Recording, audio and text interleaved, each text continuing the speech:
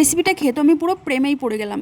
আর এই রেসিপিটা যে একবার বানাবে সে বারবার বানাতে ইচ্ছা করবে, আর সে বারবার এটাই খাবে এই সিজনে অন্তত। এটা আমার বক্তব্য না, এটা আমার বরের বক্তব্য।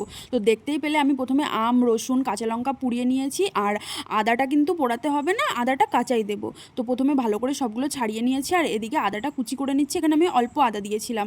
তারপরে সব কিছু আমি একসঙ্গে মিক্সিতে দিয়ে দিয়েছি, ভালো করে মিহি একটা স্মুথ পেস্ট করে নিয়েছি। আর এদিকে তো দেখতেই পেলে পেঁয়াজ কুচি করে রেখেছিলাম কড়াইতে। শুধু শুকনো লঙ্কা তেজপাতা ফোড়নে দিয়ে আমি এখানে পেঁয়াজটা ভালো করে ভাজা করে নিচ্ছি। তারপরে যে ওই যে মিক্সিটা করে রেখেছিলাম সেটা পুরো দিয়ে দিলাম। তারপরে পরিমাণ মতন যা যা মশলা লাগে আর কি, জিরে গুঁড়ো, ধনে গুঁড়ো, হলুদ, লবণ, লঙ্কা গুঁড়ো, মানে কাশ্মীরি লঙ্কা দিয়েছিলাম এখানে শুধু একটু কালারের জন্য।